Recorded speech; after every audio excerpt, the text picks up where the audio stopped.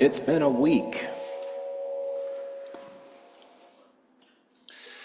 You may think I say that because of last Tuesday's inauguration and a new administration, and you wouldn't be entirely wrong, for it has truly been a week for our nation and for our world.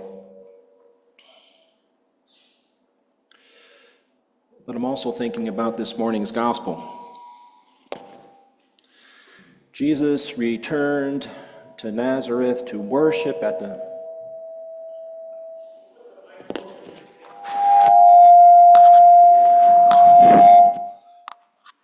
Shall we try it now? Oh, that sounds a little better. Can we crank it down just a bit more? How's now? I'll speak quietly. So when I say it's been a week, you might think I'm talking about the political landscape, and I wouldn't be entirely off topic, but I'm also thinking about this morning's gospel. Jesus, as we just heard, returned to Nazareth to worship at the local synagogue where he grew up.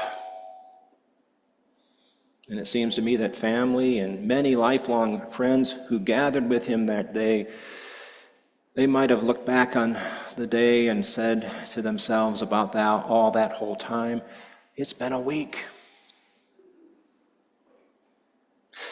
It would have been a big week for the locals, of course, the day Jesus came back home. One of their own had gone on to become famous. His name was known throughout the region. He'd become a teacher in other synagogues in that landscape. Everyone praised him. And I think it might have been a big deal for Jesus too. Going home, this was the place Joseph and Mary brought him every Sabbath day. First as a baby, then as a child, and later as a young man.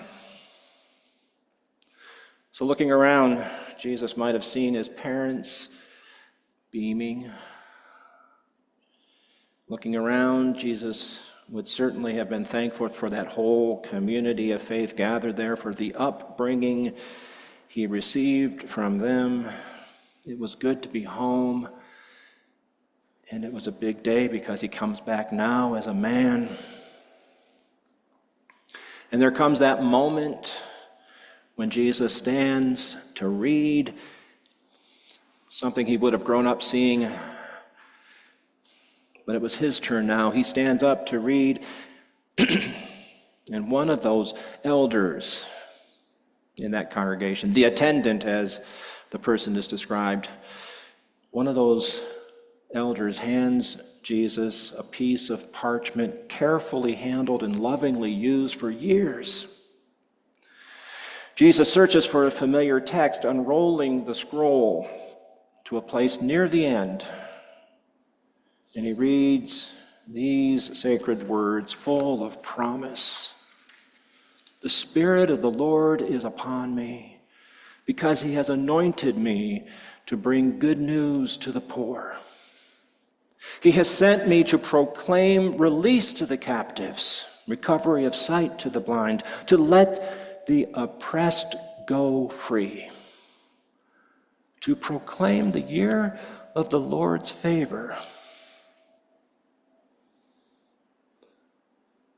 In Luke's gospel, these are the first public words of Jesus. And when Jesus finishes reading them, he rolls the scroll back up and hands it, I imagine, lovingly back to the attendant. And with all eyes fixed on him, Jesus says, today, this scripture has been fulfilled in your hearing.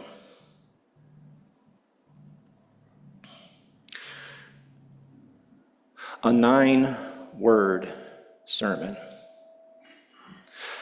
You'll never get a 9-word sermon out of me. A 9-word sermon. But what do those 9 words mean? There are, it seems to me, a couple of different possibilities, at least. The first, the most obvious, and frankly, probably the correct way for us to understand these words of Jesus is that Jesus is talking about himself. He's telling the people who are listening that this is who he is. He's telling them what he intends to do. Here at the outset of his public ministry, he's speaking of priorities and promises. These verses are his mission statement. That makes this his inaugural address. Jesus tells those who had gathered that day to hear him that all of their shared hopes and dreams for the future were coming true in him. They need look for no other. Jesus claims the ancient prophetic words as his own personal mission statement. That's what he was born to do, and this is what he plans to do with every day given to him, every chance he gets, every story he tells, every person he meets, until it finally kills him.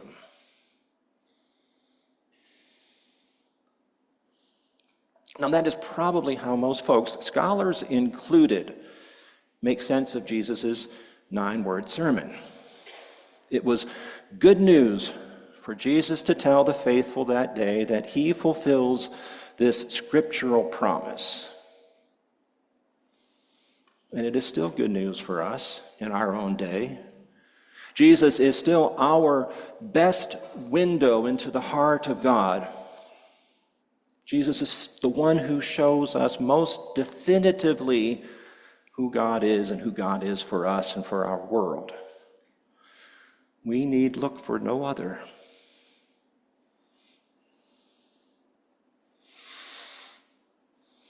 I suppose I could leave it there. Except I think there's another way for us to understand what Jesus means when he says, today, this scripture has been fulfilled in your hearing. For it occurs to me that today, as it's used here, doesn't point merely to one particular day now long past on an ancient calendar. The today Jesus points us to is, well, it's today. It's right now. It's every now for those who listen carefully. And the promise of this scripture will be fulfilled, Jesus tells us, in our hearing of these words. As it turns out, this is a little geeky. As it turns out, the verb tense is very specific and precise and apparently a bit hard to translate. It's not the present tense, not a single past tense verse or past tense of the verb. It translates more like, today this scripture is fulfilled and is being fulfilled and will continue to be fulfilled as we take it on and make it so. The fulfillment of this ancient promise, in other words, is not a one and done proposition.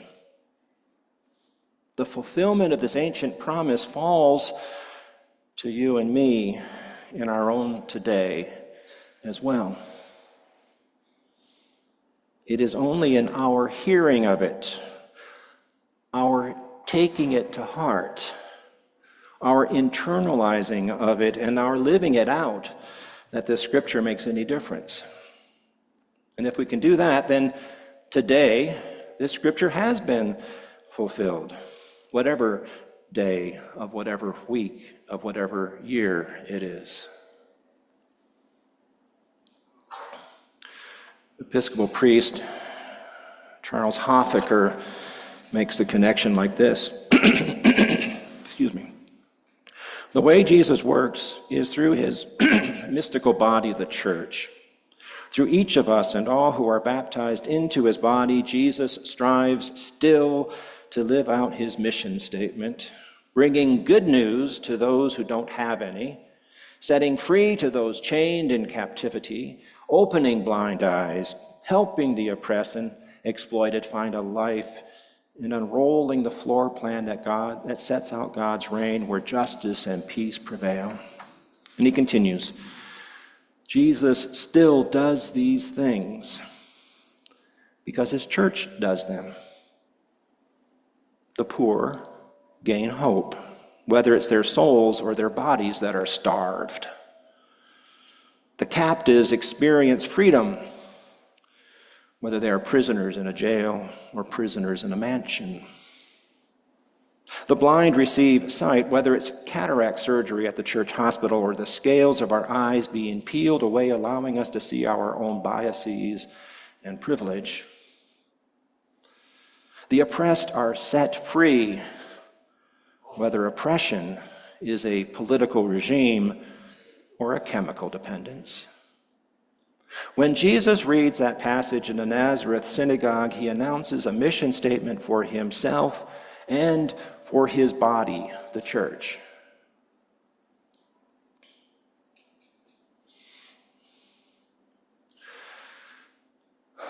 I'm told that there is a plaque attached to a chapel on the supposed site of the meal the risen Jesus prepared for the disciples by the Sea of Tiberias. You might remember the story from John 21. The disciples are out fishing and they don't recognize Jesus at the shore. He calls them in, and in the end of it all, he prepares for them a breakfast of fish that he grills on the fire. And he pulls Simon Peter aside and he tells him to feed his people, to tend his flock, to care for others. On the chapel on that site, I'm told there's a plaque that reads, "The deeds and miracles of Jesus are not actions of the past. Jesus is waiting for those still prepared to take risks at his word because they trust him utterly." When Jesus says what he says that day, I think he's trying to make it clear that this work that needs doing is his raison d'être. Pardon my French. It's his reason for being. And if we're listening, I think we'll hear that it's ours too. The things Jesus does isn't just his to do, it belongs to all of us. And it will be fulfilled or left unfilled by us in our hearing of it.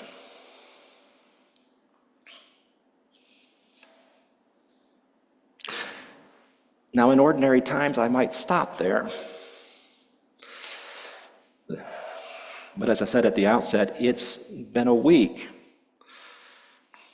So I feel obliged to say something more.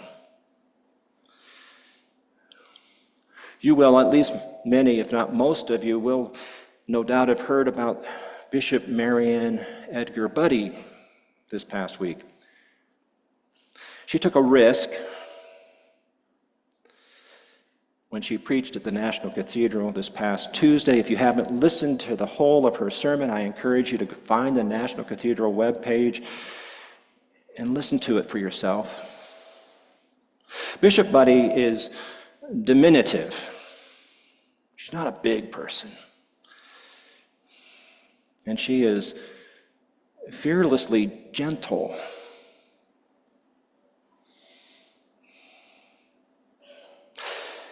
She has been criticized by some for her sermon, in large part for these words addressed to our new president, spoken softly and clearly. In the name of our God, I ask you to have mercy upon the people in our country who are scared now. There are gay, lesbian, and transgender children in Democratic, Republican, and independent families, some who fear for their lives.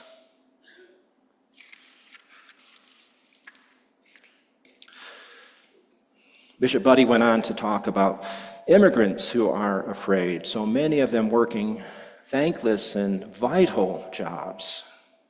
They are in our country, contrary to a law, but the vast majority of them are not criminals. They obey the laws of this land. They pay taxes. She spoke of children living with the fear that their parents will be taken away. Be merciful to the stranger, she said, recalling words of Scripture. For we were all once strangers in this land.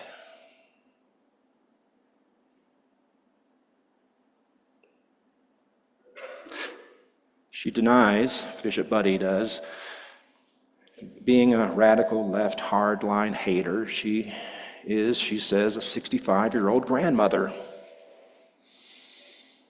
Her sermon, and I've listened to it a couple of times, was neither an angry rant nor a political diatribe.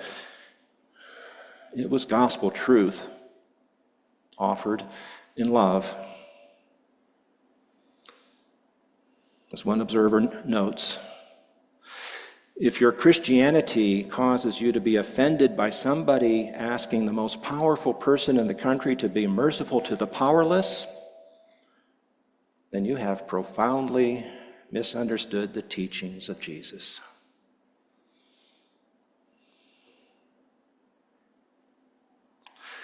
It's been a week for our nation, for our world. And rest assured, next week will be another, and the week after that as well.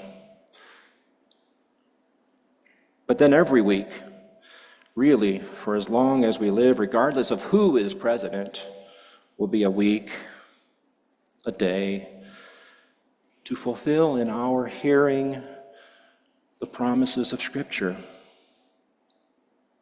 that speak of freedom from oppression,